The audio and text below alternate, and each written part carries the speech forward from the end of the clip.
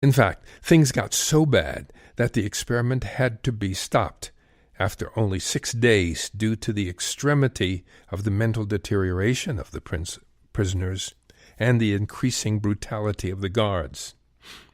Now, I'm just giving you the highlights here of this study in a short period of time, but what you should do is go and look online at www.prisonexp.org, like prison experiment, prisonexp.org, and you'll read Dr. Zimbardo's write-up of the experiment along with actual photos. It's a very quick read and very interesting, in my opinion, if you really want to understand what's happening in the world around us today. Well, meanwhile, just a few miles north of where Dr. Zimbardo was running this experiment, in my professional practice, which was at the time there in the town of Menlo Park, I was studying ways to go beyond the merely symptomatic treatment, which was the primary focus of Western medicine back then in the 1970s. In my work, I was looking to treat the very source of people's illnesses, how to strengthen people's ability to release their accumulated stress load, access their emotional, mental, and behavioral resources, create homeostasis, and develop their ability to throw off the mental, physical, emotional, and behavioral limitations they were experiencing. Dr. Zimbardo's work echoed the things that I had realized in my practice. And at last, I'm thrilled to have this opportunity to chat with him here in person today. And even though he's not feeling terribly well, he was still willing to be here with us today. So let's give a warm welcome to Dr. Zimbardo. All right, so how are you today? I'm not well, but it's okay. Yes, I've been following your work for a long time. I lived right here next to Stanford and did a little teaching there back in the 70s, so I was aware of your work, and it's been useful to me. I was raised in the inner city of New York as a Negro, and where? Yeah, Bedford-Stuyvesant, Harlem, in South Jamaica. Yeah. And I grew up in the South Bronx. You what? I grew up in the South Bronx in the 30s and 40s. Yeah. Well, that's where I went to medical school anyway, in the Bronx, at Einstein. Right. But my interest was always had to do with. I saw an enormous amount of suffering around me, and I watched people who tortured other people, and I, of course, knew what was happening on the global level. Hitler, Stalin, and so forth. And so part of my goal in life was to see what I could do to contribute to discovering why that happened and what we could do about it. And I think that your work, Milgram's work, and so forth were very, very enlightening. So, well, you know that Stanley Milgram and I were classmates at James Monroe High School in the Bronx. Oh, wow. 1949, 1950. Amazing. So I'd like to do two things in our conversation. I'd like to see what you've come up with in terms of your thinking, because I know the work that you've done with de-individuation and vandalism and dehumanization that occurs, and I'm wondering what you might have learned in your studies in that area, and then perhaps if we could to go on to the Heroic Imagination Project. Is that a good enough agenda for us? All of my presentations are about my journey from creating evil in the laboratory to now inspiring heroism globally among youth. So that's I no longer do research.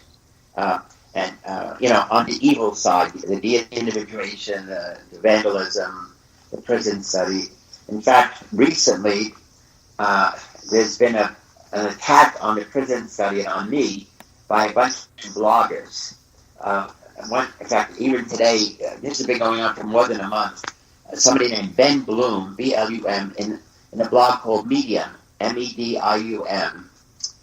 And then there's another one on something called VOX Box. So I will send you the link. I wrote a detailed rebuttal of every single criticism, and with the evidence showing that they were wrong, that they misread, they lied, and I will send you the link. Well, I can tell you now. It's do you have a pencil or pen? Yeah. Yeah. It's www.prisonexp.org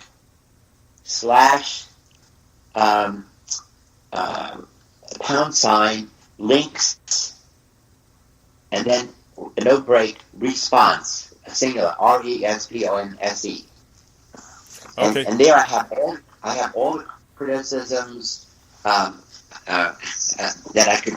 came out, and there was a bunch of them at the same time in early June.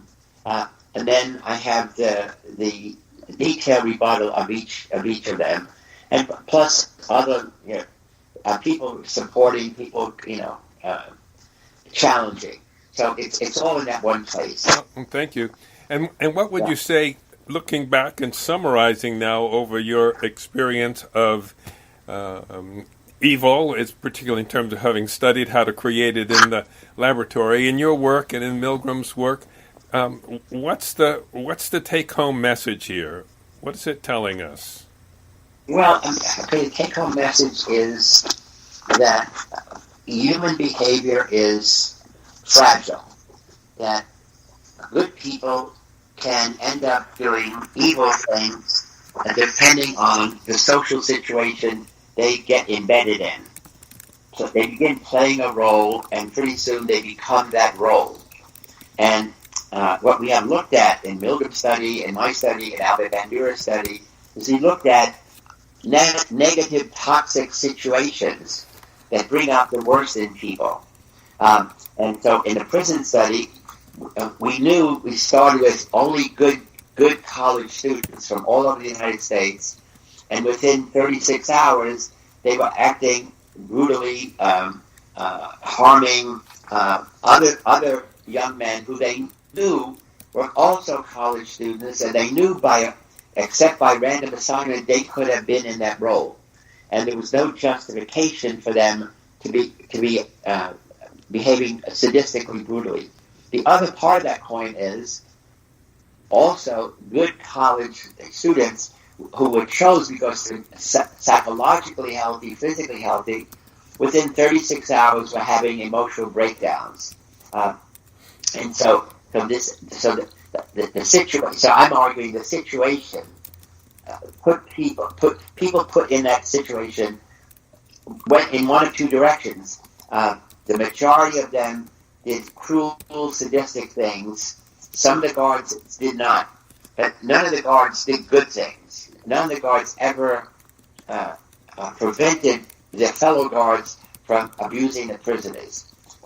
And 5 of the 12 prisoners had emotional breakdowns, and there's no evidence that during the time they were beginning to have a breakdown, any of the other prisoners gave them any support. So this is a toxic environment where people behave totally out of character, behave really badly, and did it without support of one another. Okay, so that's the big argument about the study. And how do you and given that that's a controlled study, what does that tell us about some of the things that we see going on in the world right now? It tells us that we have to be sensitive to the aspects of social/political situations, and not my thing is not be blaming individuals for something that for situations that push them in a certain direction. So again, Milgram's whole statement was, you put ordinary men in a situation, and you get an authority figure who encourages them to act in ways against their conscience, to harm another innocent person. And so Milgram was making the comparison with concentration camps, where concentration camp guards, were told to, make Jews feel their inferiority in any way that they could. So the message is, be aware of the power of situations that we take for granted, and do what you can to modify those situations, to change them, and to create positive situations. That's exactly what's needed, is to be able to create positive situations. I'd like to pause for just a second in our program to remind you that you're listening to Conversations with Extraordinary People. This is Dr. Emmett Miller, and what you are hearing and all of the podcasts on drmiller.com are the result of our team working here, and we are supported by you. Your purchase of our self-healing products at drmiller.com will help. You can read so much more at drmiller.com. Lots of information about mind-body health, about holistic medicine, about stress management, how to harness stress for optimal performance, and more directly related to this program, there are some audio programs that you can get that have to do with awakening the leader within. I'll try to play a bit of one of those in a little while so you'll see what that's all about. So we're on every week here at the same time, same place with our podcast. And be sure to visit that multimedia website. I mean, that's who's bringing you this program. So there's a plethora of information. And if you click on the word store in the menu at drmiller.com, it'll take you right to the shop.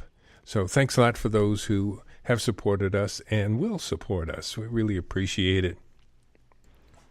So before we go back to Dr. Zimbardo, I just want to point out that what we see in these kinds of situations is people who are not making wise decisions, are not basing their choices on their deeper moral values, and who are reacting with anger and anxiety in a way that is harmful to themselves and the world around them.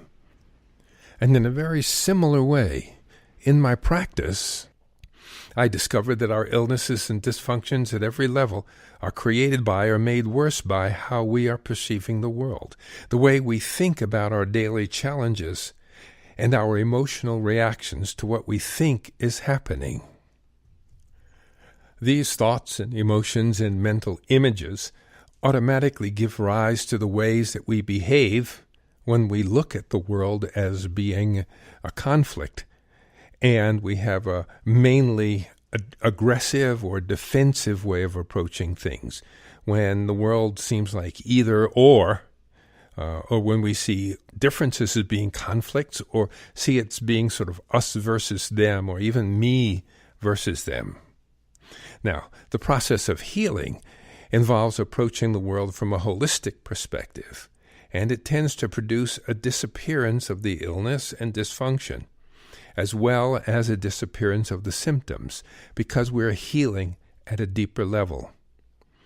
The healing takes place when we approach the world in a different way, when we process information from a different perspective, in which we see meadows instead of minefields, when we see stepping stones instead of stumbling blocks, when we allow ourselves to look past the apparent polarity in the situation and perceive higher-level patterns, when we see wholeness and common purpose, both and solutions, connectedness, shared values, compassion.